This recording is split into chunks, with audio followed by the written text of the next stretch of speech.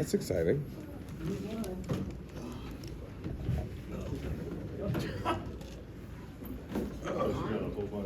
think it's an endorsement.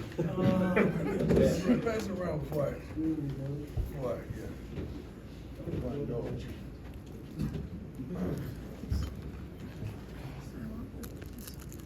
Thank you.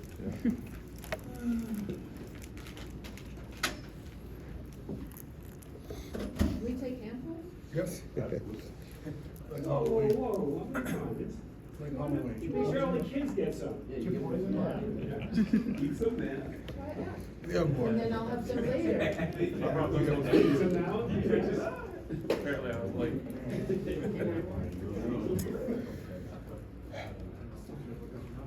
I'm judging the color of Make sure all that camera guys get them. They're doing all the hard work. Cameramen are the MIPs, the most important persons.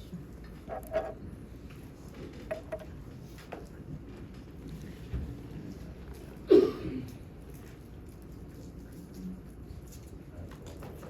write that down.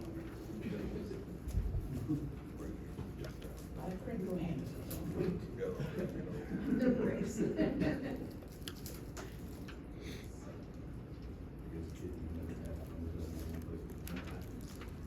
Thanks, Coach. Thank you all. Let's get started now. Congratulations immensely to our women's basketball team and our men's basketball team. Coach Payne and Coach Ball for what they accomplished last night. And congrats to our soccer team for being selected to the NCAA tourney yesterday. That is quite an honor. Also, David Connor, offensive tackle from Atlanta, sociology students of the week, academic students of the week. Jacob Woda, am I saying that right? I believe so. Woda, from Wisconsin, exploratory studies, academic students of the week, as well as Travis Hunter, honorable mention for the Paul Hornick. Travis, top per game CU in history snaps a game. Second player at FBS with 3 touchdown receptions. 3 receptions since Champ Bailey, which is unbelievable. I played with Champ, Hall of Famer. Bassett has been unbelievable. Mark is 17 punts inside the 20, including 8 inside the 10 and 3 inside the 5, which is unbelievable. And I think we messed up a couple more that he would have had inside the 1. We'd have done our jobs right. Kid is unbelievable. Xavier Weaver, 60 receptions, 783 yards, setting new career highs for himself. And he's on pace for 1,000 yards this season, which is phenomenal. Next, sometimes when you're losing like we're losing, and you got to find positives to energize the staff, to energize the young men that are working their butt off to make it happen. So we presented some statistics to our team yesterday, and I wanted to share them with you. 18 turnovers defensively, tied for 4th in the country. 8 fumbles recovered, tied for 4th in the country. 10 interceptions, tied for 7th in the country. 23 sacks, tied for 12th in the country, and a 36% stop rate in the red zone. 14th in the country. And offense through 9 games, I'm comparing this to last year at this particular time. I think we're averaging 16 more points a game and almost plus 86.5 yards a game. Passing wise, it was 8 touchdowns, 8 interceptions at this point a year ago. Now I think with 24 touchdowns, 3 interceptions, plus 1,100 yards, almost 1,200 yards. We lack in rushing at this point last year at 1,024 with minus 402. So we're suffering in that aspect, but there's a tremendous amount of positives that we must lean on with these young men because they're playing their butts off. And like I reiterated today, there's no quitting them. And that's one thing that draws me closer and closer to them, and I love it. That is no quitting them. They have not shut it down. They're still fighting their butts off to the end. Let's go. Questions? Ariel? Yeah, before we get into any of the football, the women's team, they just took down an absolute Goliath. Is it safe to say that they're coming? They're coming, and we should have played their theme music because they're balling. You know, I'm a huge fan of their coach, Coach Payne, she's unbelievable, just to see her do her thing and witness her practices, and to get instant and constant feedback from my daughter who's there, and she called me and late, I was already asleep. I'm serious, I was so tired yesterday, and she just called me screaming in the phone and so happy and excited and full of joy about that accomplishment. That is huge. We cannot underestimate what they just did. That was huge for the program. It was huge for the university and women's basketball. Bless you. Hats off to them. I wish I could have been there to witness it myself, but it was a blessing. Go ahead, Nick. Hey, Coach Nick Miller, Fox 31. In the last dance, Michael Jordan talked about one of his greatest strengths was being able to take a negative and turn it into a positive. Yeah. How are you able to do that with this team at this juncture of the season? Well, everything is, well, my life is positive. You gotta understand, I don't dwell on yesterday. You know, losses are hard to flush tremendously for me though, because I'm a bona fide winner. I'm a positive person throughout anything, so I don't really dwell on it. I'm a natural fixer, and I want to fix things. I want to make things work. I want to make things right. I want our fans to be pleased. I want our AD to be ecstatic, and I want our kids to all go pro and be successful in some form of fashion, and that includes winning. Coach, Jimmy Sear, Fox 24/7 Sports. That's the second week in a row the defense has taken a step forward. What do you think's been that switch lately? Excuse me? What do you think's been the switch to get the defense more productive? They just starting to understand the expectation. Defense is always a little harder to get going than offenses. I mean, because you try to stop somebody instead of somebody, you know, it's like you trying to stop me from getting to that darn whiteboard, and instead of, that's kind of tough. When you are trying to, the person that's offensive usually have much more success early on. The defense is getting it. They are understanding the scheme. They understand the expectation, and they have constant, consistent energy. Like those guys are just built different, man. I mean, I love it. Not that they're built different than total offense. They just, as men, as football players, they're tough-nosed and tough-minded. And when we get everybody on the same page, it's going to be extraordinary. I like what I see in practice. I like what I see in the film room. Even the mistakes we make throughout the game is one guy here and there, and we can correct that. Hey, Coach, how are you? How you doing, sir? I'm doing great. It's obvious to see how real momentum is Yeah. inside of a game. Yeah. How real is it inside of the season, week to week?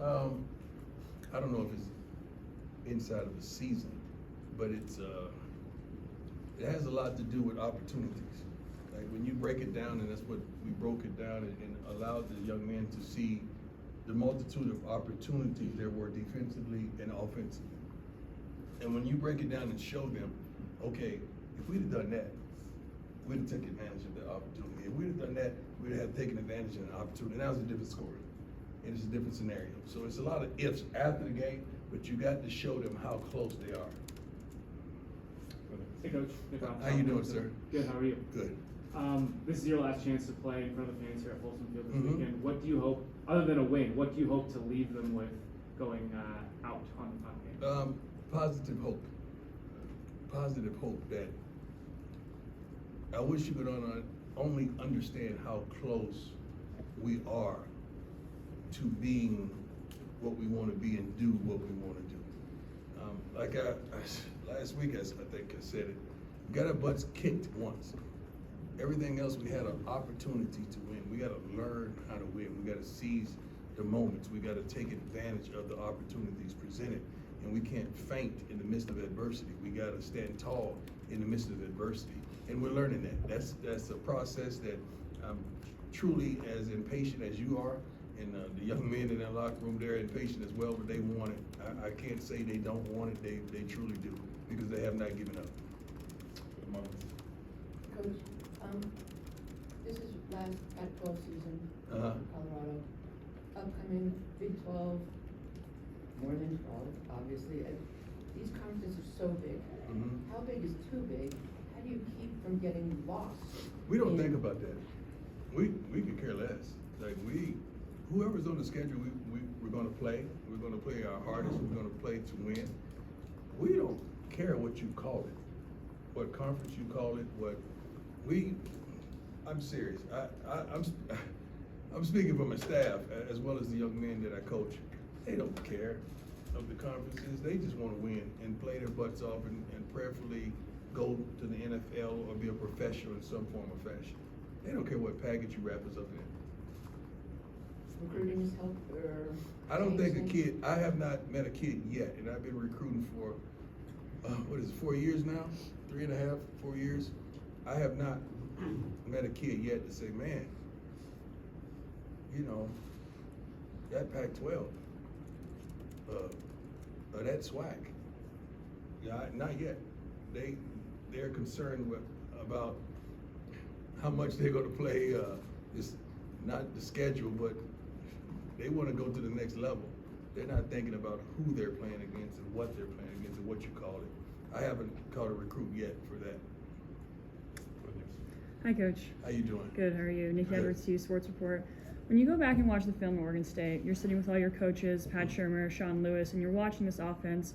What are you saying to them and what we need to adjust moving forward? We got better. We got tremendous. I don't want to say this because you guys are gonna take it the wrong way.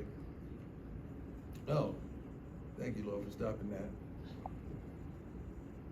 We did some positive things that you're one play away, you're one block away, you're one missed assignment away, you're one step too deep on a route, you're one drop away from accomplishing what you desire to accomplish. But we got to stop that. We got to have a consistency and make those plays happen instead of allow those plays to escape us.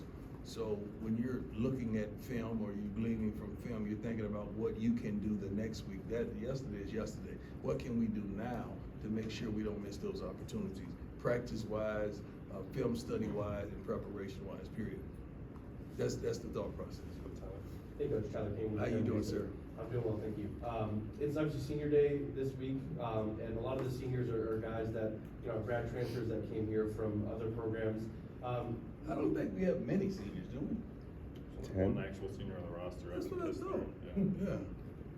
But just the older players that, this might be their last year of eligibility, how important is it to maybe recognize them for just coming here for maybe just one semester, one season, and kind of the impact they've had on the program, even if it is in a short time? Let me tell you who should be recognized. I mean, the seniors should be recognized, great. But the darn scout team, I want to recognize them this week. I really do. I mean, I want to recognize them in some form or fashion because those kids don't receive the hand claps, don't receive the fanfare, not recognized publicly, and they work their butts off. And the majority of them are walk-ons.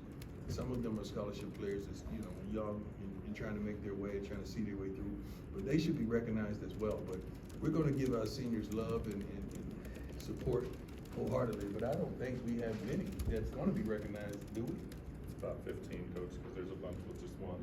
A lot of grad transfers with just 1 year. Got you. That came in. I haven't even checked those lists. I'm caught up in what we're doing right now, not who's leaving. Okay. Matt Smith, 104.3 The Fan. Coach, Arizona is going through the process of something like you guys are trying to embark on. They're a little further down the road in it. Mm-hmm. What have you seen from Jed Fish and his program, specifically lately, because they're one of the hottest teams in the Yeah, conference? first and foremost, he's a really good coach. He's a really good person. I think we were together, maybe in San Francisco or something. I don't know. I'm just trying to make sure. I do remember his face and his name, but he's been phenomenal. His coaching resume is suffice. I like him as a person, as a coach, as a man. What he's doing with that program is phenomenal, and I love everything he's doing. And his kids are playing hard. They're not being penalized much, and they're playing hard, and they're making the plays that they need to make. How much do you look at a program like that as you're going through this process to learn and maybe take some things from and try and absorb from? I can't say I do. I would be lying if I do. I have so many people I could lean on. I mean, just having wonderful talks with guys who've been in these situations. I think a couple weeks ago, talking to Coach Johnson, Jimmy Johnson, it was phenomenal. I talk to Coach Zimmer all the time, Barry Switzer. It's so many guys that I could pull from, and I do gravitate to them. Even guys that weren't head coaches, but they had positions, not just in the NFL, but in college football, that I lean on that you may not even know of, but they've been there and done that. So I have a database of some lofty people that I could glean from. But he is definitely a guy that I admire and respect the heck out of what he's doing with the program. Coach Sean Keeler of the Denver Post. I have a question for you as a dad and as a coach. First, the coach question. As far as you know and care to say, is the play calling arrangement still going to be the play calling arrangement on offense? Are you the guy that Shedeur was? Am I the guy? I'm probably that guy. It's so funny that I didn't know that, but from your line of questioning, like how you came with it, it's like something clicked in my head and say, that's the guy. And I didn't even see the press conference. I just saw him laugh and say, come on, dog, whatever It was said. a good stiff arm. It was good. Yeah. I passed that. Let that go, man. Just let it go. Yeah, you barking up a tree that you ain't gonna get up. Just let it go. We're some happy people right here. We're ecstatic. We're blessed. We're highly favored. We're not where we want to be, but we ain't where we used to be. And we're going in the right direction. So we're good. We're not. All that controversy and that stuff. We trying to raise these kids, man. Grown folks problems that don't help kids. Speaking of raising, And I've been through 2 divorces, and I know that for a fact. Grown folks problems don't help kids. as a dad, I'm a great dad. So as a dad, I'm a great dad. Let's stop right there. As a dad, I am balling. As a dad, I'm a Hall of Famer. As a dad, I'm an All-American. As a dad, I'm a Pro Bowl. As a dad, I'm a flat-out winner. As a dad, exclamation mark. I'm him. As a dad who knows the NFL people that you know, would there be a grade or an evaluation on Shedeur that would make both of you or one of you go, maybe we should look at the next level, maybe we should look Why at the would draft? we? And we're having a great time here. When we appreciate and we love what we are, it's hard to look at someone else. Brian, go ahead. Hey, Coach. Brian Howell from How you doing, Canada. sir? Good, how are you? Good. You hear a lot about teams needing to learn how to win. Yeah. And Arizona, off Matt's question, has kind of done that. They've gone through some of the things you have. They finally flipped the switch a few weeks ago. Do you believe in that? And do you feel like your team is learning how to win through some of these things? Our team is learning how to be consistent. And when you're consistent with anything in life, you're usually successful in that. And we're learning how to be consistent in certain areas. You can see now the defense is propelling itself, and they're more consistent in things that they were inconsistent in early in the year. And I love that aspect of it. But that's what winning in life is about, being consistent. We just got to be consistent in the things that we desire to do well. And as of right now, in some aspects of our game, we're inconsistent. Couple more, go ahead, Jack. Hey Coach, Jack Carlo with Buffalo's Wire. As you said earlier in the year, the goal for players and coaches is to get 2% better every day. Yeah. But now nearing the end of the season, just what's the number one thing that you've learned about yourself as a coach? Patience. Patience. That's it. Patience. Patience. You guys know I ain't perfect. I chase that. And patience is everything. I mean, when you're used to, you gotta understand, man, we coming from where we came from, I don't think we lost a regular season game in 2 years.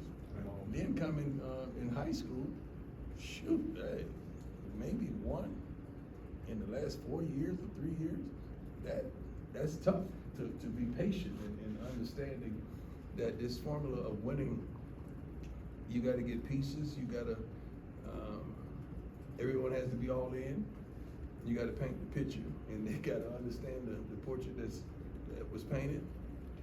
You gotta all be on one accord. Last one, go ahead, Adam. Hi, Coach Adam, Mr. Tiger, How you doing, 24/7 sir? Sports, doing well. Shadeur's obviously been under a lot of pressure this year. How has he continued to handle that without it becoming a negative? And what's been kind of your message week to week as far as that goes? Shedeur is a pro, man. He's a pro playing college football.